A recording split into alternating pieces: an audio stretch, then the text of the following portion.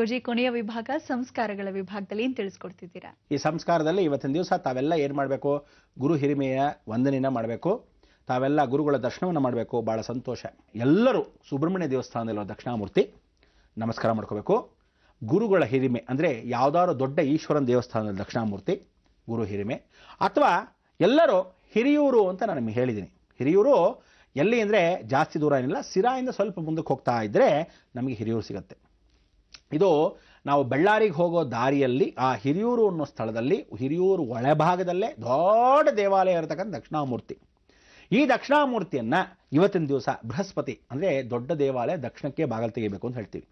ಆ ಬಾಗಿಲನ್ನು ತೆಗೆದು ದಕ್ಷಿಣದಲ್ಲಿ ದರ್ಶನವನ್ನು ಮಾಡಿ ಕಡಲೆಕಾಳು ಹಾರ ಅಂದರೆ ನೀವು ಸದ್ಯದಲ್ಲಿ ಕಡಲೆಕಾಳನ್ನ ಬೇಗ ನೆನೆಸ್ಕೊಂಡ್ಬಿಡ್ಬೇಕು. ನೆನೆಸಿಟ್ಕೊಂಡಿರೋದು 1 hour 2 hours ನೆನೆಸಿಟ್ಕೊಳ್ಳಿ. ಈ ಕಾರ್ಯಕ್ರಮ ಆದ ತಕ್ಷಣ ನೆನೆಸಿಟ್ಕೊಳ್ಳೋದು ಕೆಲಸ ಅದಕ್ಕಿಂತ ಏನು ದೊಡ್ಡ ಕೆಲಸ ಇದೆ. ಅದು ಏನು ಅಂದರೆ ಶುಕ್ರವಾರದಲ್ಲಿ ಇವತ್ತು ಉತ್ತರ ನಕ್ಷತ್ರ, ಲಕ್ಷ್ಮಿ ಅವಳದೇ ಆದ ನಕ್ಷತ್ರ. ಇವತ್ತು 2 ವಿಚಾರ ಕೆಲಸಗಳನ್ನು ಸಂಸ್ಕಾರದಲ್ಲಿ ಹೇಳ್ತಾ ಇದ್ದೀನಿ. ಇದನ್ನು ಮಾಡಿಕೊಂಡ್ರೆ ಖಂಡಿತವಾಗ್ಲೂ ಹೇಳ್ತೀನಿ 2 ಗುರುಗಳ ಆಶೀರ್ವಾದ.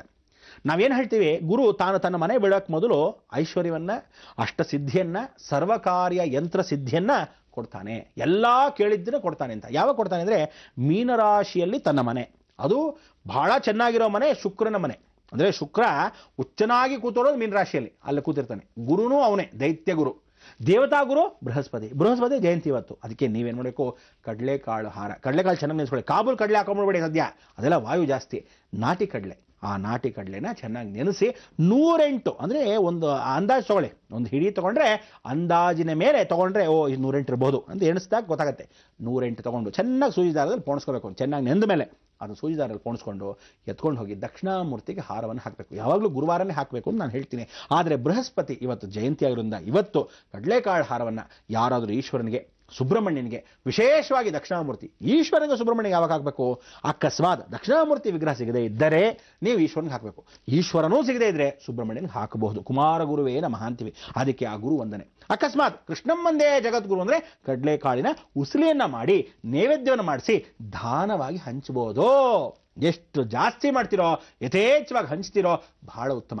ಇವತ್ತು ದೇವಸ್ಥಾನಗಳಲ್ಲಿ ಎಲ್ಲ ಕಡೆನೂ ದಯವಿಟ್ಟು ಹೇಳ್ತಾ ಇದ್ದೀನಿ, ಅರ್ಚಕ ವೃಂದ ಯಾವುದೇ ದೊಡ್ಡ ದೇವಸ್ಥಾನ, ಗ್ರಾಮ ದೇವತೆ ದೇವಸ್ಥಾನ ಆಗಲಿ, ಶನೇಶ್ವರನ ದೇವಸ್ಥಾನ ಆಗಲಿ, ಆಂಜನೇಯ ದೇವಸ್ಥಾನ ಆಗಲಿ, ರಾಮಚಂದ್ರನ ದೇವಸ್ಥಾನ ಆಗಲಿ, ಕೃಷ್ಣನ ದೇವಸ್ಥಾನ ಆಗಲಿ, ನರಸಿಂಹ ದೇವಸ್ಥಾನ ಆಗಲಿ, ಎಲ್ಲೇ ಆಗಲಿ ಇವತ್ತು ನೀವು ಮಾಡಬೇಕಾದ್ದೇ ಪರಿಪೂರ್ಣವಾಗಿ ಗುರುಧಾನ್ಯ.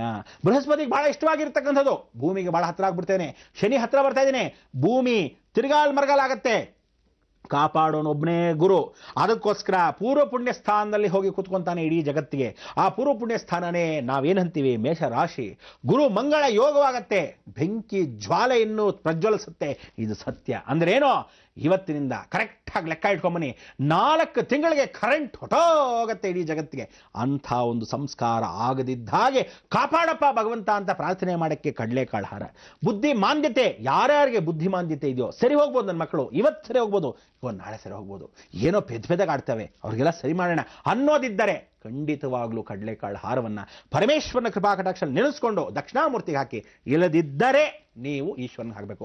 ಅಕಸ್ಮಾತ್ ಅವನು ಇಲ್ಲದೆ ಇದ್ರೆ ಸುಬ್ರಹ್ಮಣ್ಯನಿಗೆ ಹಾಕಬೇಕು. ಕಡಲೆಕಾಳು ಹಾರ ಹಾಕಿ ನಮಸ್ಕಾರ ಮಾಡಿ ನೇರವಾಗಿ ಅಲ್ಲಿಂದ ಎಲ್ಲಾದರೂ ಹತ್ತಿಯಲ್ಲ ಅತ್ತಿ ಮರ, ಔದುಂಬ್ರ ವೃಕ್ಷ, ಆ ಅತ್ತಿ ಮರಕ್ಕೆ ಪ್ರದಕ್ಷಿಣೆ ಹಾಕಿ ಒಂದು ದೀಪವನ್ನು ಅಲ್ಲಿ ಹಚ್ಚಿ ನಮಸ್ಕಾರ ಮಾಡ್ಕೊಂಡ್ಬರ್ಬೇಕು.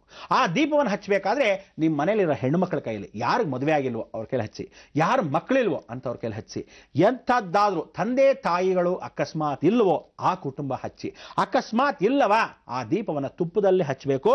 ಅಕಸ್ಮಾತ್ ಯಜಮಾನರು ಇಲ್ಲದೇ ಇದ್ರೆ, ನೀವು ಎಷ್ಟೋ ಜನ ಅವ್ರನ್ನ ತಾತ್ಸಾರದಿಂದ ವಿಧವೆ ಅಂದ್ಬಿಡ್ತಾರೆ. ಇಂಥವರೆಲ್ಲ ಬೇಜಾರು ಮಾಡ್ಕೋಬೇಡಿ.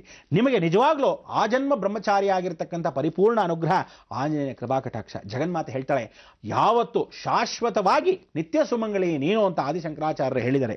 ಆದ್ರಿಂದ ನೀವು ಅಲ್ಲಿ ಹೋಗಿ ಪ್ರದಕ್ಷಿಣೆ ಮಾಡಬೇಕು. ಪ್ರದಕ್ಷಿಣೆ ಯಾವತ್ತು ತಿಳ್ಕೊಳ್ಳಿ, ಔದುಂಬ್ರ ವೃಕ್ಷಕ್ಕೆ ಯಾರು ಪ್ರದಕ್ಷಿಣೆ ಮಾಡ್ತಿರೋ ಖಂಡಿತವಾಗ್ಲೂ 32 ಪ್ರದಕ್ಷಿಣೆ ಮಾಡಲೇಬೇಕು. ಮಹಾಲಕ್ಷ್ಮಿ ಕೃಪಾ ಕಟಾಕ್ಷ.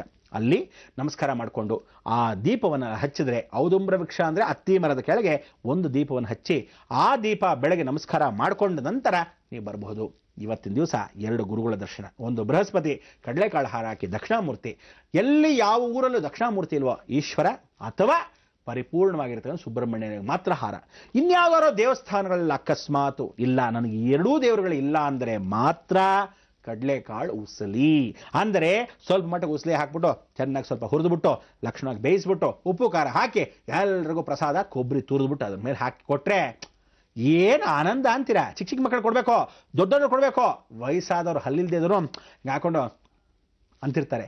ಆ ರುಚಿಗೆ ಗುರು ಅನುಗ್ರಹ ಅಂದರೆ ವಯಸ್ಸಾದವ್ರಿಗೆ ಕೆಲವರಿಗೆ ಏನು ಬಿಸಾಕ್ಬಿಡ ಇವನಿಗೆ ಏನು ವಯಸ್ಸಾಗಿದೆ ಇವನು ಖೇರೆ ಮಾಡಲ್ಲ ಅಂದಿರ್ತಾರೆ. ಅಂಥವ್ರಿಗೆಲ್ಲ ಮನಃಶಾಂತಿ ಸಿಗುತ್ತೆ. ಅದಕ್ಕೆ ಗುರು ಅನುಗ್ರಹ ಯಾವತ್ತು ಬೃಹಸ್ಪತಿ ಮುಖಾಂತರ.